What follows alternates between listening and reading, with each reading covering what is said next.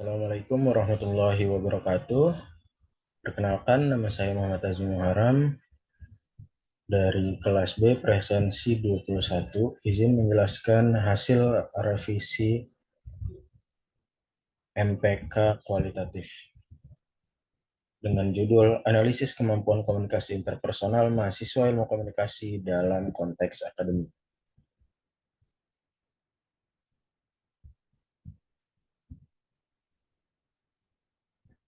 Oke, kita akan masuk dalam bab 1 yaitu pendahuluan.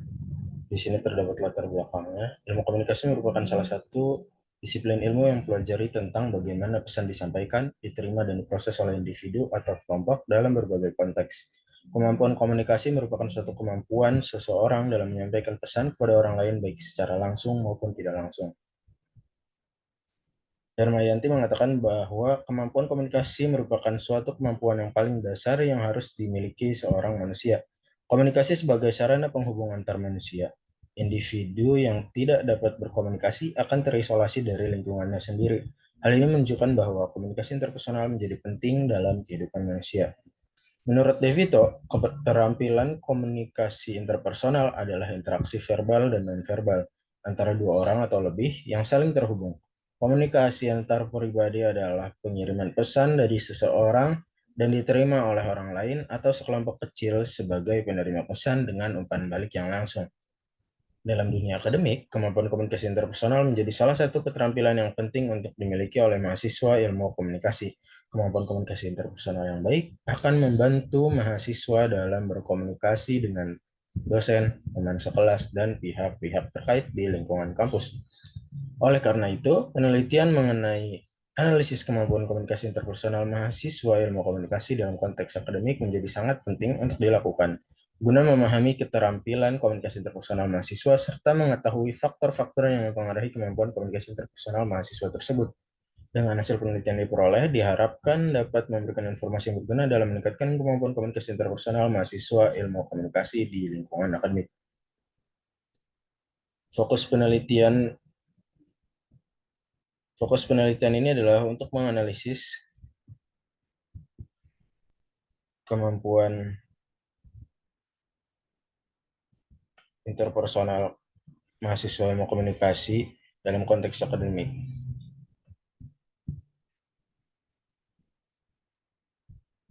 Penelitian ini akan fokus pada kemampuan mahasiswa dalam berkomunikasi dengan dosen, dengan sekelas, dan pihak-pihak terkait di lingkungan kampus. Hasil penelitian ini diharapkan dapat memberikan informasi yang berguna dalam meningkatkan komunikasi interpersonal mahasiswa dalam komunikasi di lingkungan akademik.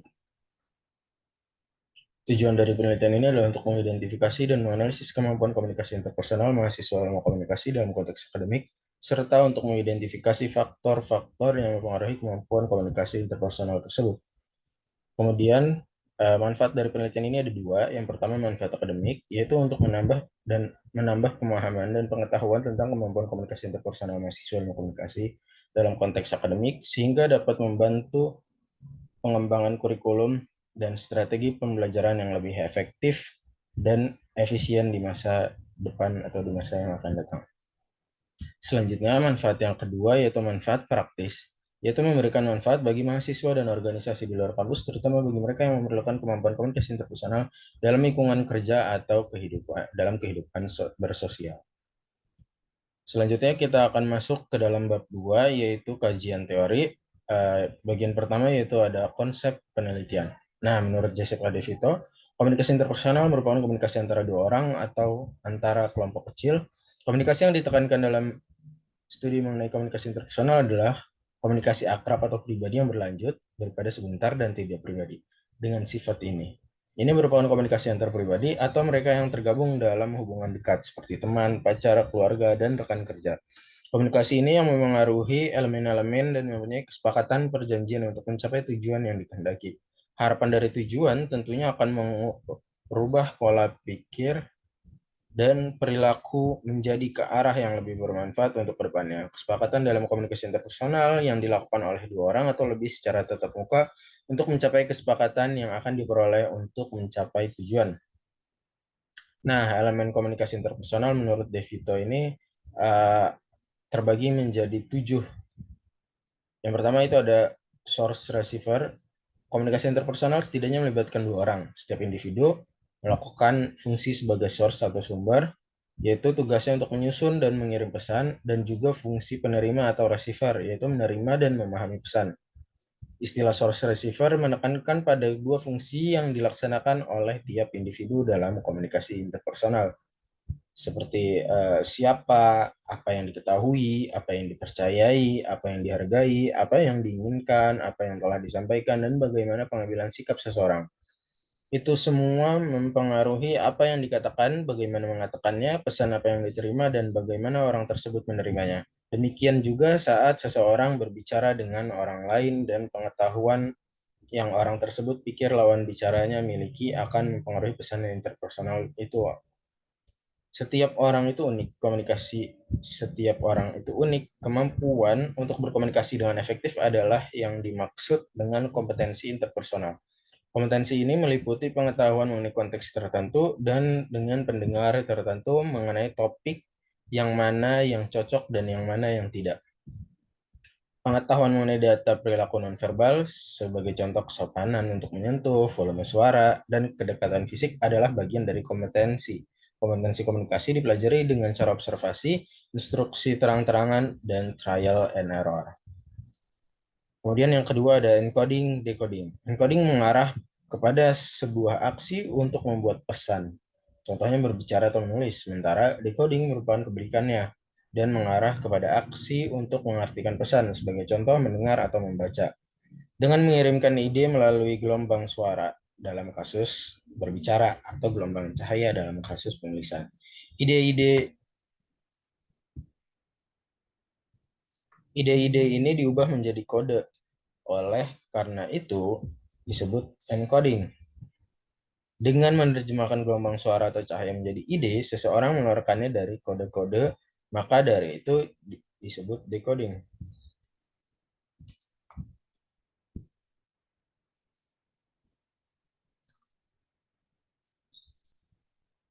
Istilah encoding decoding digunakan untuk menekankan aktivitas ini dilakukan secara bergantian oleh setiap partisipan. Untuk komunikasi interpersonal bisa terjadi, pesan harus melalui encode dan decode. Yang ketiga, pesan. Pesan merupakan tanda isyarat yang berperan sebagai stimulus untuk penerima dan diterima oleh panca indera. Auditori mendengar, visual melihat, perasa sentuhan, gustatory mencicip, atau kombinasi dari indera-indera tersebut. Komunikasi interpersonal dilakukan dengan gestur dan sentuhan, juga meliputi kata-kata dan kalimat. Contohnya, baju yang dikenakan, cara berjalan, cara menjabat tangan, menyisir rambut, duduk, tersenyum, dan lain-lain mengkomunikasikan sesuatu.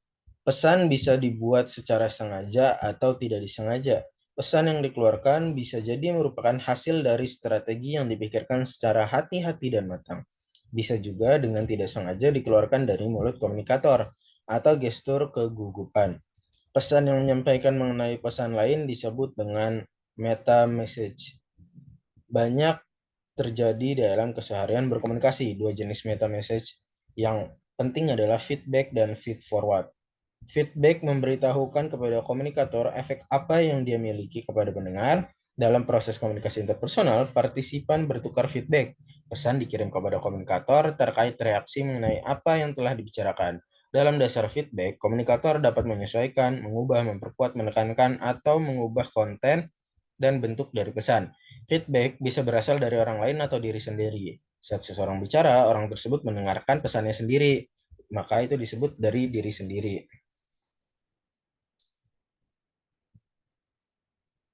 Selain dari self feedback, ada juga feedback dari orang lain. Feedback yang diberikan orang lain bermacam-macam, seperti senyuman, mengerutkan dahi, setuju maupun tidak setuju. Feed forward merupakan informasi yang telah dipersiapkan sebelum mengirimkan pesan utama. Feed forward memberitahukan petunjuk mengenai pesan yang akan disampaikan. Feed forward meliputi pembukaan paragraf, previews film, subjek email, dan pembukaan pidato. Selanjutnya yang keempat ada channel. Channel komunikasi merupakan medium yang dilewati oleh pesan, seperti layaknya sebuah jembatan yang menyambungkan antara source dengan receiver. Komunikasi jarang hanya mengambil satu channel, biasanya bisa 2, 3, bahkan 4 channel digunakan dalam waktu yang bersamaan. Contohnya dalam interaksi tatap muka, seseorang berbicara dan mendengar, yaitu vokal dan melalui channel auditory. Orang tersebut juga membuat gestur dan menerima tanda dengan penglihatan, gestural, yaitu menggunakan channel visual. Sekaligus seseorang menurunkan aroma atau bau tertentu, dan demikian sebaliknya, chemical channel penciuman, dan tidak lupa berkomunikasi dengan sentuhan melalui channel perasa. Selanjutnya yang kelima, secara teknis, noise selanjutnya kita akan masuk ke yang kelima, yaitu noise atau barrier, atau biasa disebut juga dengan hambatan. Secara teknis, noise atau barrier adalah segala hal yang dapat menyesatkan atau mengubah pesan.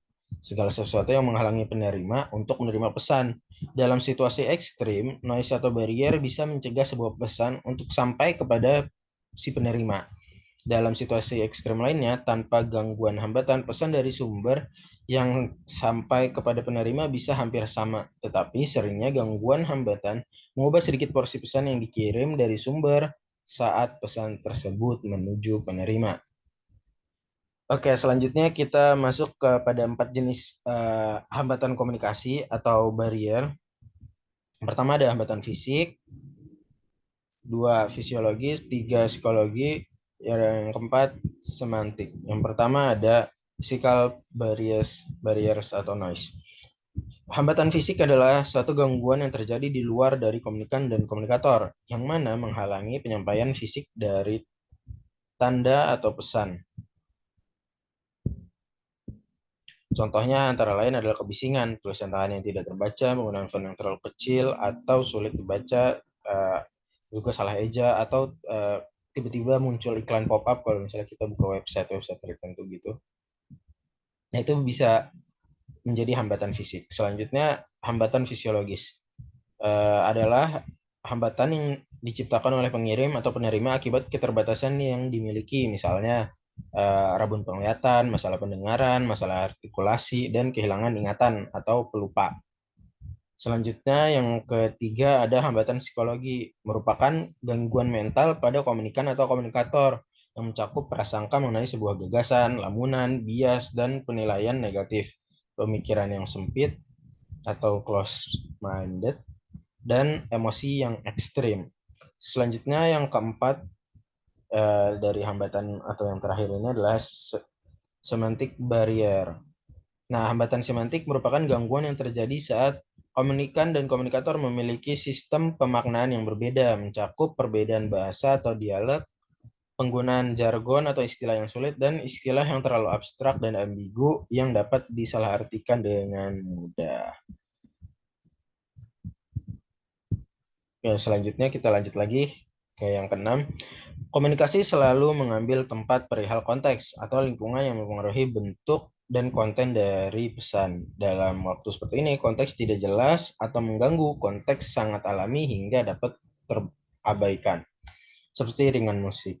Dalam situasi lain, konteks bisa mendominasi hingga di mana hal ini membatasi atau mendorong pesan seseorang menjadi jelas. Sebagai contoh, seperti saat berbicara di rumah duka. Konteks komunikasi setidaknya memiliki 4 dimensi yang saling terkait dan mempengaruhi satu dengan yang lainnya. Dimensi fisik merupakan lingkungan berwujud nyata atau konkret di mana komunikasi dilaksanakan. Dalam ruangan, kah, di lobi, taman, dan lain-lain. Luas tempat, temperatur, jumlah orang yang berada di tempat tersebut termasuk dalam dimensi fisik. Dalam media cetak seperti majalah atau koran, konteks termasuk dalam memposisikan cerita dan berita. Misalnya artikel di halaman 37 diidentifikasi sebagai artikel yang kurang penting daripada artikel pada halaman pertama.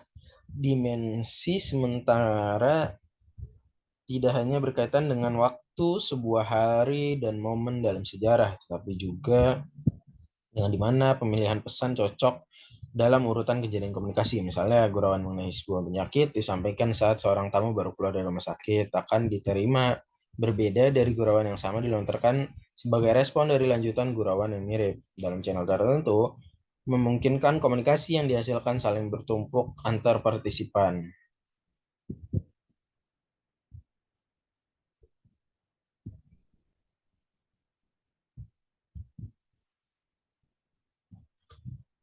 Oke, selanjutnya kita masuk kepada ethics. Dikarenakan komunikasi memiliki konsekuensi, komunikasi interpersonal juga mencakup etika. Setiap perilaku komunikasi memiliki dimensi moral, ketepatan, atau kesalahan. Pilihan komunikasi perlu dipandu oleh pertimbangan etika dan juga memperhatikan efektivitas dan kepuasan. Oke, lanjut. Menurut Devito, komunikasi interpersonal meliputi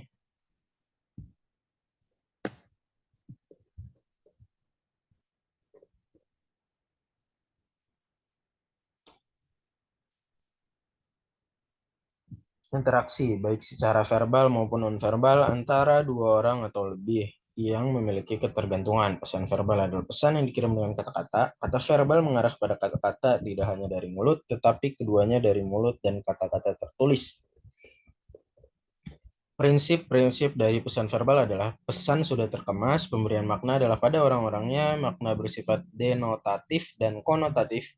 Pesan memiliki beragam-ragam kesopanan, pesan bisa menjebak, pesan bisa mengkritik dan memuji, pesan memiliki beragam ketegasan, pesan bisa dikonfirmasikan dan tidak, dan pesan beragam dalam sensitivitas kebudayaan. Sementara komunikasi nonverbal adalah komunikasi tanpa kata-kata. Seseorang berkomunikasi dengan nonverbal saat memberikan isyarat, tersenyum, atau mengerutkan dahi, membuka mata lebar-lebar, mendekatkan kursi ke orang lain, menggunakan perhiasan, menyentuh seseorang, menaikkan volume bicara, atau bahkan tidak berbicara apapun. Menurut Devito, pada umumnya sikap verbal dan nonverbal saling mendukung satu dengan yang lain. Prinsip dari komunikasi nonverbal adalah pesan nonverbal berinteraksi dengan pesan verbal. Pesan nonverbal memberikan pesan nonverbal membentuk relasi, pesan nonverbal membentuk percakapan, komunikasi nonverbal bisa mempengaruhi dan menjebak, dan pesan nonverbal penting untuk mengekspresikan emosi. Nah, komunikasi interpersonal dalam konteks akademik. Karakteristik komunikasi interpersonal menurut Joseph Devito itu ada keterbukaan. Dosen dalam menyampaikan suatu pesan kepada mahasiswa, kemudian mampu memahami yang dirasakan oleh mahasiswa, kemudian hubungan antar pribadi, sikap positif.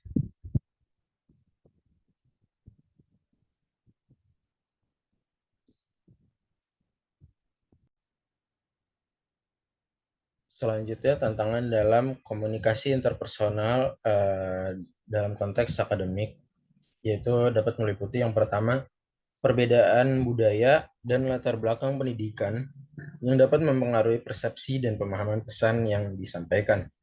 Dan yang kedua, tekanan waktu yang terkadang ketat dalam konteks akademik yang dapat menghambat kualitas komunikasi interpersonal. Dan yang ketiga, ketidakjelasan pesan yang disampaikan, baik dari sisi pengirim maupun penerima, yang dapat memicu terjadinya salah pengertian dan salah pemahaman. Dan yang keempat, keterbatasan kemampuan bahasa atau kosakata yang dimiliki yang dapat mengaruhi efektivitas komunikasi interpersonal. Dan yang kelima, adanya perbedaan hierarki dalam konteks akademik seperti antara dosen dan mahasiswa yang dapat menghambat terciptanya hubungan komunikasi interpersonal yang sehat dan efektif. Kemudian faktor-faktor yang mempengaruhi kemampuan komunikasi interpersonal ada kompetensi, kepribadian, dan lingkungan. Menurut Suranto menjelaskan bahwa faktor yang mempengaruhi komunikasi interpersonal yaitu faktor personal, berasal dari diri individu, akan muncul faktor personalnya dalam menyikapi suatu proses komunikasi interpersonal, akan muncul berbagai macam pengaruh kondisi seseorang. Secara garis besar itu ada dua kategori. Yang pertama biologis dan yang kedua psikologis. Biologis itu seperti konsentrasi yang bagus, kesehatan yang baik, jika yang komunikasi dengan membawa tujuan yang penting. Faktor psikologis itu seperti sikap, kehendak, pengetahuan, dan sebagainya. Kita bisa mengklasifikasinya lagi nih ke dalam 3 komponen. Yang pertama kognitif, afektif, dan konatif. Kognitif itu aspek intelektual yang berhubungan dengan apa yang diketahui seseorang. Kognitif,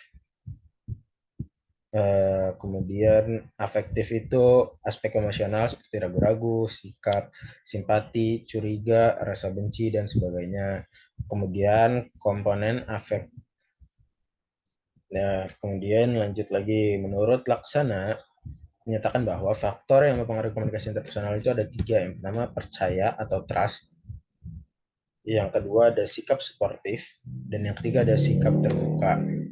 Nah, berdasarkan uraian di atas, kesimpulannya adalah faktor-faktor yang mempengaruhi komunikasi interpersonal adalah faktor persepsi, interpersonal, konsep diri, faktor biologis, dan faktor psikologis. Selanjutnya, kita akan masuk ke dalam review literatur. Oke, yang pertama ada penelitian dengan judul Analisis Komunikasi Interpersonal Jarak Jauh Orang Tua dengan Anak terkait motivasi belajar dan prestasi akademik yang ditulis oleh Angga Intweri Mahendra dan Adito Rahma Khairul Sidik. Dalam judul Intercode Jurnal Ilmu Komunikasi volume 2 nomor 1 Maret 2022 halaman 30 hingga 34.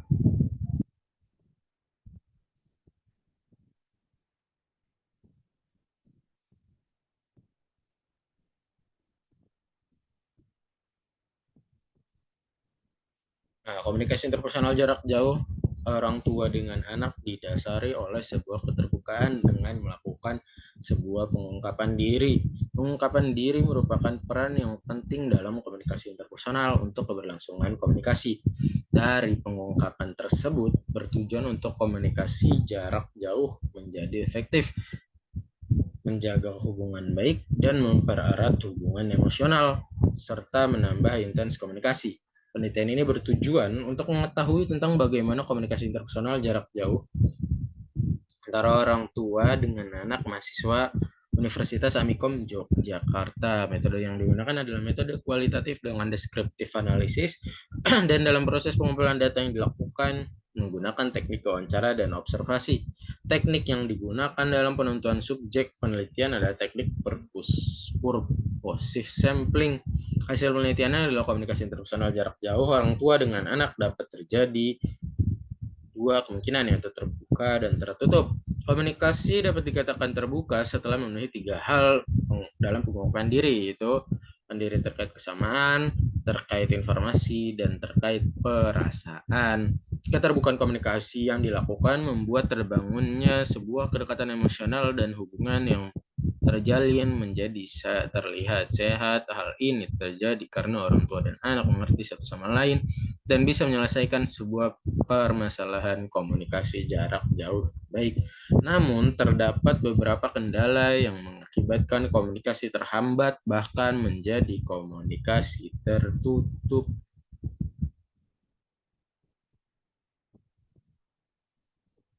Oke, selanjutnya yang kedua ada analisis komunikasi interpersonal di masa pandemik mahasiswa IKIP PGRI Pontianak yang ditulis oleh Hendra Sulistiawan dan Kamaruzzaman dalam jurnal Sosial Horizon, Jurnal Pendidikan Sosial volume 8 nomor 2 Desember 2021.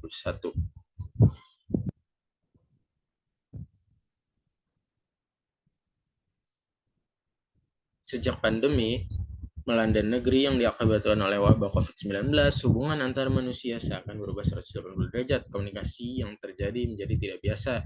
Kebudayaan ketimuran yang mencerminkan karakter bangsa tidak berjalan sebagaimana mestinya. Budaya senyum, sapa, salam, dan selalu diperkuat dalam tatanan komunikasi tidak lagi digunakan. Tujuan dalam penelitian ini adalah untuk mengungkap keterampilan komunikasi interpersonal mahasiswa. Metode penelitian ini menggunakan metode deskriptif dengan bentuk penelitian survei.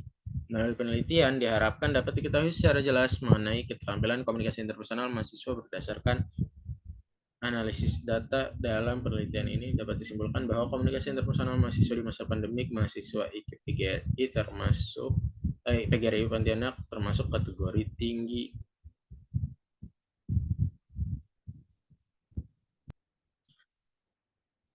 Selanjutnya kita masuk ke yang ketiga, yaitu analisis penerapan komunikasi interpersonal dalam melayani pemustaka di Perpustakaan UIN Alauddin Makassar, yang ditulis oleh Madinatul Munawwaroh, Ridwan, Ismaya, kemudian ada Syahdan, ada Andi Muhammad,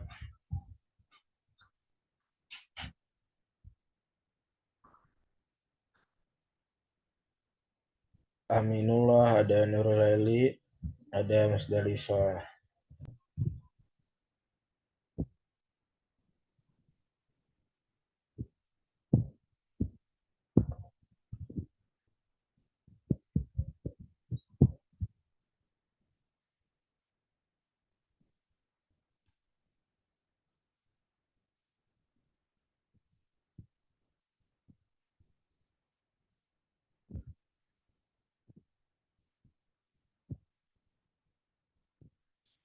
Oke, penelitian ini ditulis dalam Journal of Education, Psychology, and Counseling.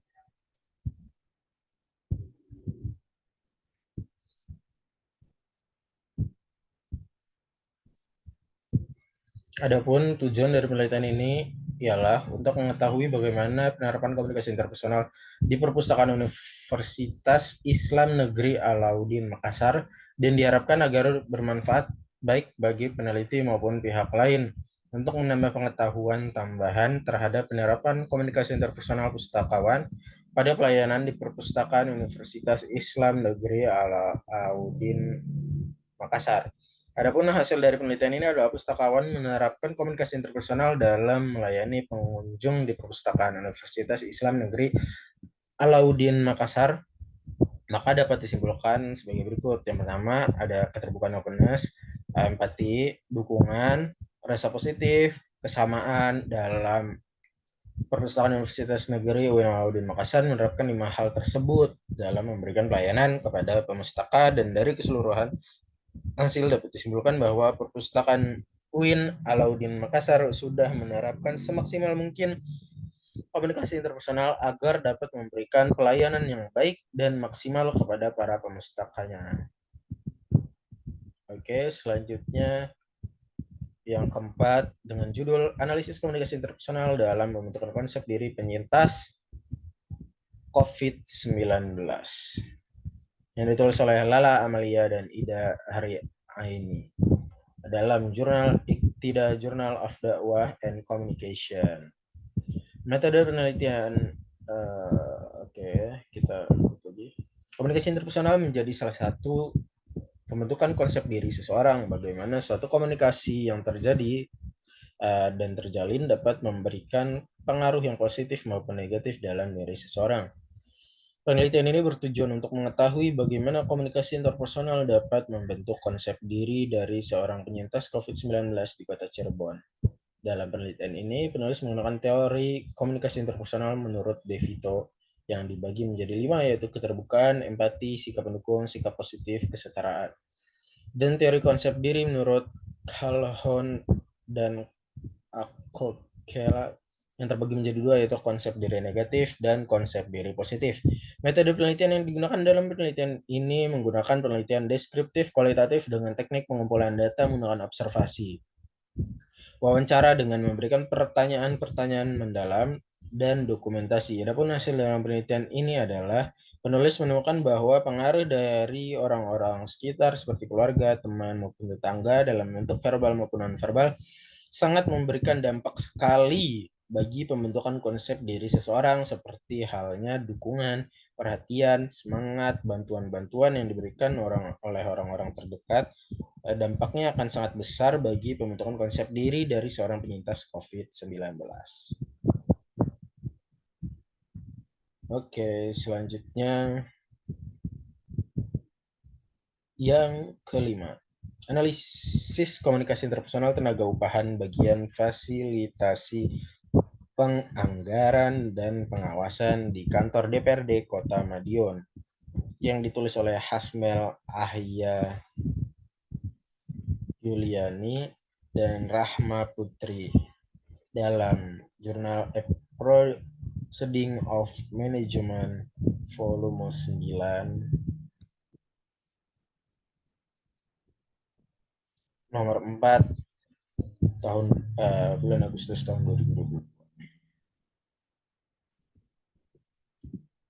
Tenaga upahan adalah pegawai pemerintah Kota Madiun untuk jangka waktu tertentu yang ditingkatkan dengan surat tugas pengguna anggaran atau kuasa pengguna anggaran dan dibiayai dengan anggaran pendapatan dan belanja daerah atau APBD.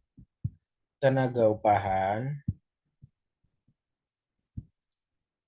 pada Divisi Fasilitasi dan Penganggaran di kantor DPRD Kota Madiun melakukan pekerjaan sehari-hari dengan melakukan komunikasi interpersonal dengan atasan mereka. Tujuan dari penelitian ini adalah untuk mengetahui tentang bagaimana komunikasi interpersonal yang dilakukan oleh tenaga upahan dengan atasan. Teori yang digunakan adalah teori komunikasi interpersonal De Vito yang membahas tentang karakteristik komunikasi interpersonal yang efektif.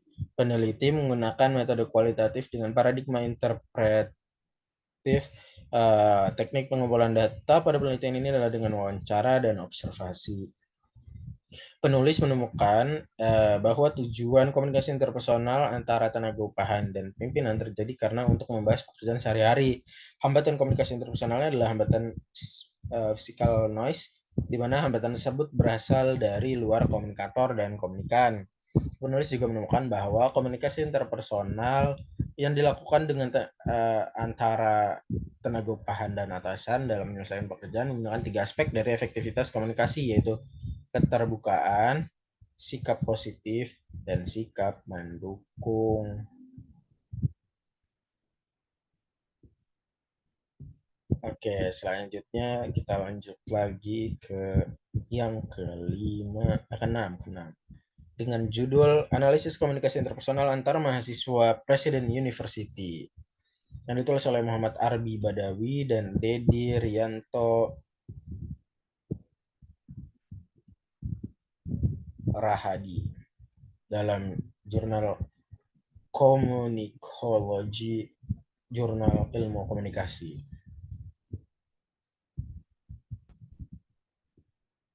Komunikasi interpersonal adalah salah satu jenis komunikasi yang tidak diatur secara formal dan bentuk komunikasi secara langsung atau tatap muka. Penelitian ini bertujuan untuk mengetahui mahasiswa Presiden University melakukan komunikasi interpersonal. Hal utama yang dilakukan agar komunikasi interpersonal berjalan dengan baik dan efektif antar mahasiswa. Metode penelitian pada penelitian ini adalah kualitatif deskriptif. Informan akan menjawab beberapa pertanyaan terkait topik pembahasan melalui formulir daring. Hasil penelitian menunjukkan bahwa komunikasi interpersonal merupakan hal yang penting dan merupakan kegiatan yang dilakukan dalam kehidupan sehari-hari oleh mahasiswa Presiden University. Komunikasi interpersonal adalah hal yang penting menurut mahasiswa Presiden University dan merupakan kegiatan yang dilakukan dalam kehidupan sehari-hari untuk mendukung aktivitas mahasiswa dalam bersosialisasi dan bergaul dengan lingkungannya. Oke, selanjutnya yang ketujuh dengan judul Analisis Komunikasi Interpersonal Mahasiswa Peserta Kegiatan Kampus Mengajar terhadap Peserta Didik di Sekolah Dasar, studi deskriptif di Kabupaten Solok, Sumatera Barat, yang ditulis oleh Salamatul Putri. Salamatul Putri. Oke. Sumbernya ini dari skripsi Fakultas Psikologi dan Ilmu Sosial Budaya Universitas Islam Indonesia. Kampus Mengajar menjadi wadah mahasiswa dalam menyalurkan bakat dan berkontribusi kepada masyarakat. Dengan adanya program Kampus Mengajar, membantu sekolah dalam mengembangkan sistem pembelajaran, literasi, numerasi, serta adaptasi teknologi. Penelitian ini bertujuan untuk mengetahui tahapan komunikasi interpersonal yang dilakukan oleh mahasiswa Kampus Mengajar terhadap peserta didik. Hal ini dilakukan mengingat program Kampus Mengajar telah terlaksana selama 2 periode sehingga dibutuhkan penerapan komunikasi interpersonal kepada mahasiswa supaya dapat mengatasi permasalahan terhadap adaptasi lingkungan sekolah. Kabupaten Solok Selatan menjadi lokasi penelitian karena merupakan daerah 3T terdepan, terluar, tertinggal. Akibatnya terdapat ketidaksamarataan akses bagi sekolah. Penelitian ini menggunakan metode penelitian kualitatif yang didukung dengan teknik pengumpulan data, yaitu observasi langsung ke sekolah. melakukan wawancara dengan 4 orang mahasiswa, 3 guru, dan 3 orang tua peserta didik, serta mendapatkan dokumentasi untuk meninjau komunikasi interpersonal mahasiswa peserta kegiatan kampus mengajar. Adapun yang menjadi hasil penelitian terdapat yang pertama, yaitu mahasiswa kampus mengajar berhasil dalam melakukan komunikasi interpersonal kepada para peserta didik, serta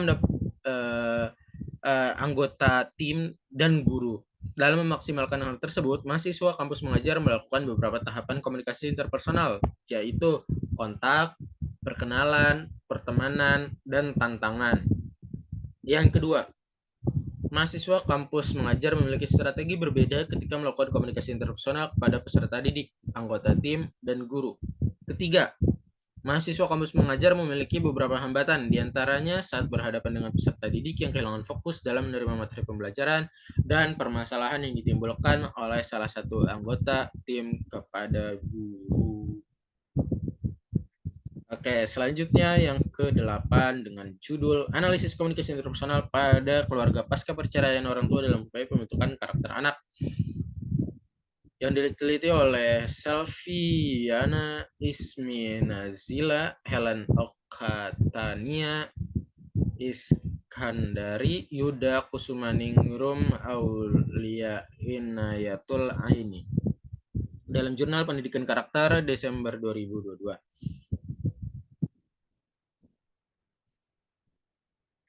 Komunikasi interpersonal adalah komunikasi yang dilakukan oleh 2 atau lebih orang secara tatap muka. Manusia akan saling berbagi pengertian untuk istilah dan tindakan tertentu serta memahami kejadian dengan cara-cara tertentu pula, yaitu kemudian mampu menjadi karakter diri seseorang. Penelitian ini bertujuan untuk mengetahui proses dan pentingnya pola komunikasi interpersonal dalam keluarga pasca perceraian orang tua dalam pembentukan karakter pada anak. Jenis penelitian yang digunakan yaitu penelitian kualitatif dengan metode SLR atau Systematic Literature Review. SLR merupakan metode literatur review yang dilakukan dengan mengumpulkan, mengidentifikasi, memetakan, mengevaluasi secara kritis hasil penelitian pada topik tertentu.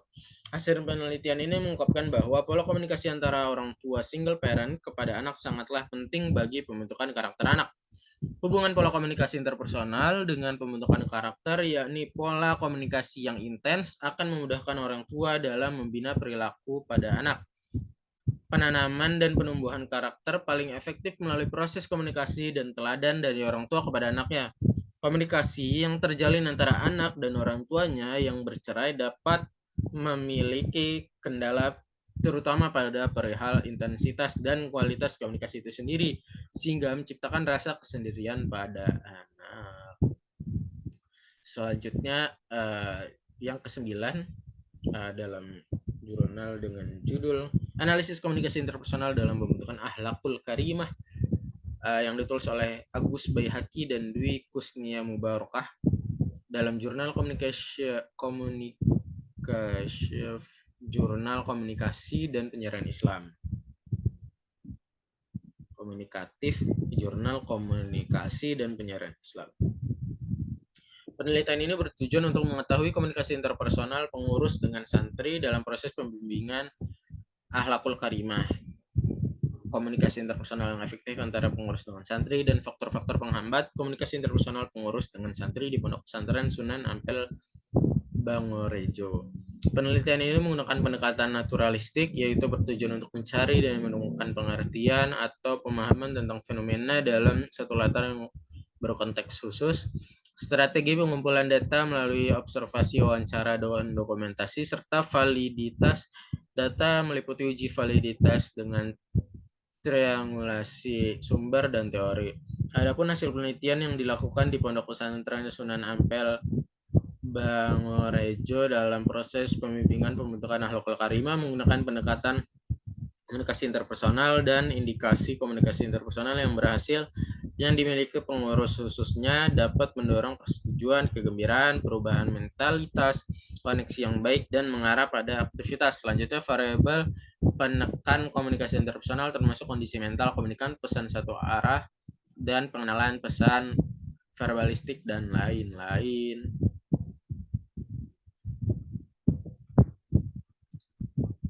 Oke, selanjutnya yang ke-10 atau yang terakhir dari review literatur ini adalah jurnal dengan judul penelitian analisis komunikasi interpersonal kepala sekolah dalam mewujudkan sekolah berkemajuan di SD Muhammadiyah Seragen yang ditulis oleh Anis Munandar dalam pemenuhan tugas magister pendidikan dasar sekolah pasca sarjana Universitas Muhammadiyah Surakarta pada tahun 2020. Penelitian ini merupakan penelitian deskriptif dengan pendekatan kualitatif dengan sumber data kepala sekolah dan guru di SD Muhammadiyah Seragen, teknik pengumpulan data dengan menggunakan metode wawancara dan observasi. Ya, hasil dari penelitian ini mencakup 5 karakteristik komunikasi interpersonal kepala sekolah seperti berkomunikasi dengan lemah lembut, menggunakan diksi yang tepat, bertegur sapa, fast respon dalam berkomunikasi melalui media sosial, dan menjadi pendengar yang baik. Selain itu, karakteristik upaya komunikasi interpersonal kepala sekolah juga mencakup 3 hal, yaitu bersimpati, berempati, dan memahami kepribadian lawan bicara, serta mengupgrade diri. Oke, kemudian selanjutnya ada variabel. Variabel dalam penelitian ini ada satu, yaitu kemampuan komunikasi interpersonal sebagai variabel X. Nah, metode kita masuk kepada bab 3, yaitu metode penelitian.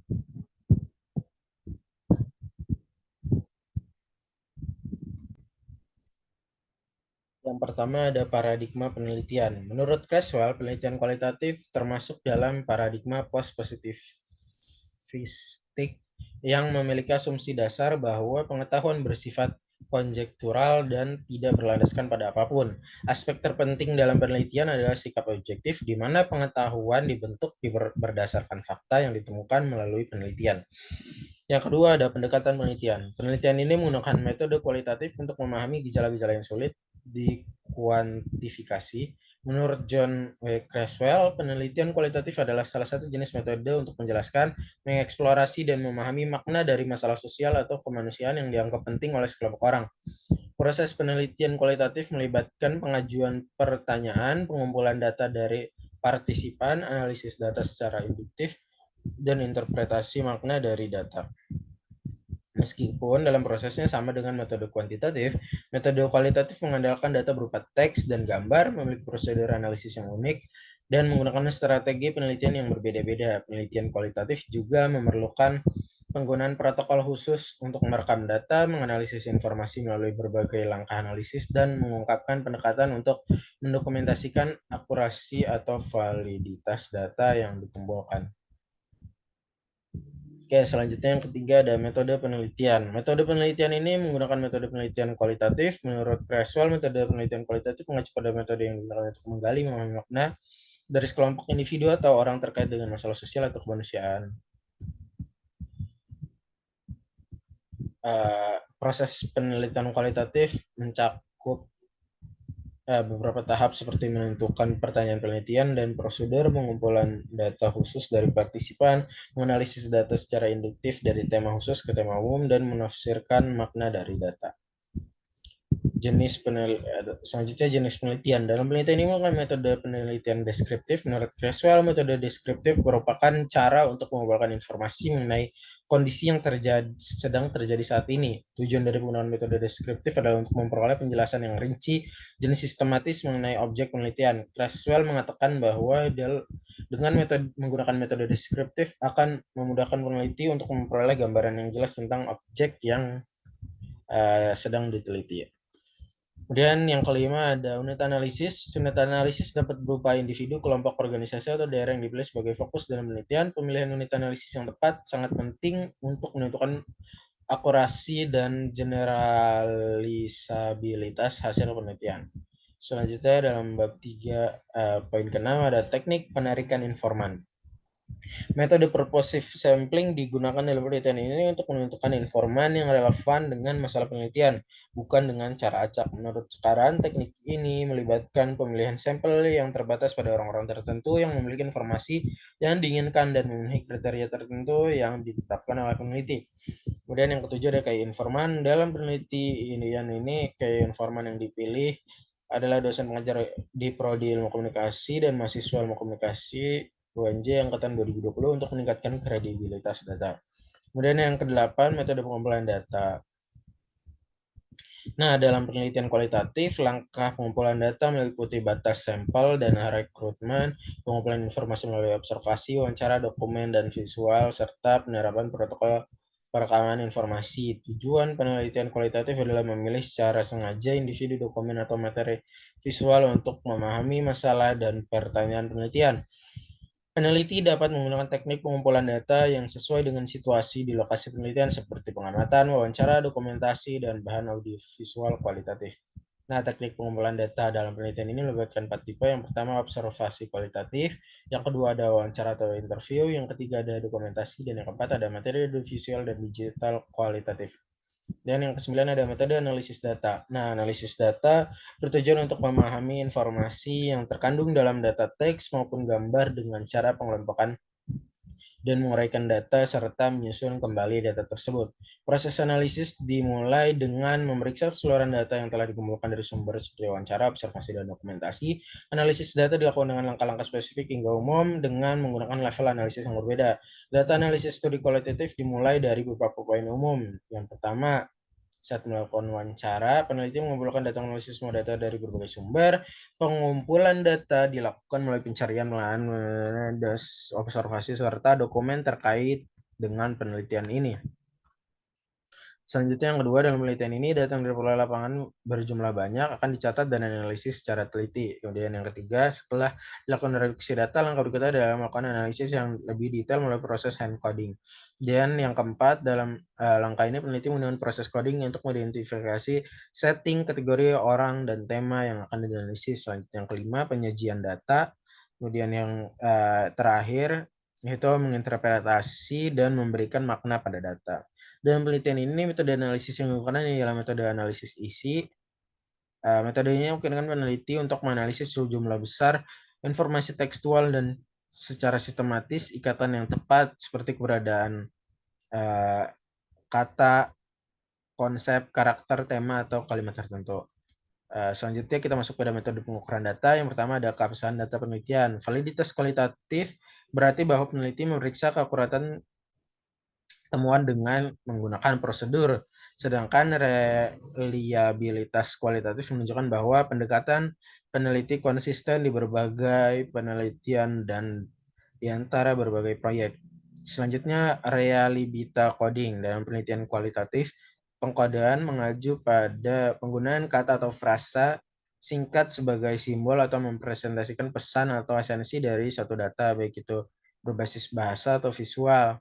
Proses pengkodean melibatkan analisis dan pemberian label pada data mentah dalam bentuk kata, frasa, atau kalimat. Dalam penelitian ini, pengkodean digunakan untuk mereduksi dan menyeleksi data dari hasil wawancara dengan kumpulan kode-kode yang dikumpulkan sesuai dengan pertanyaan penelitian. Selanjutnya, bagian yang terakhir yaitu keterbatasan dan kelemahan penelitian. Keterbatasan penelitian ini adalah penelitian ini memiliki keterbatasan waktu dalam memperoleh jawaban dari informan karena mereka adalah dosen pengajar aktif dan mahasiswa aktif yang memiliki banyak kegiatan. Ini adalah lampiran terkait tabel OK.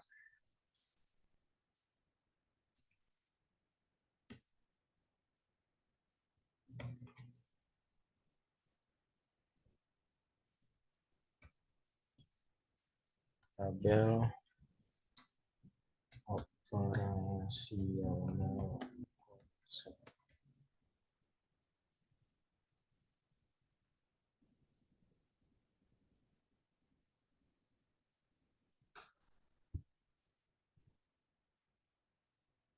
Berikut ini daftar pustaka. Oke, demikian presentasi saya mengenai revisi MPK kualitatif. Mungkin sekian dari saya, kurang lebihnya mohon dimaafkan. Billahi taufiq wal hidayah. Wassalamualaikum warahmatullahi wabarakatuh.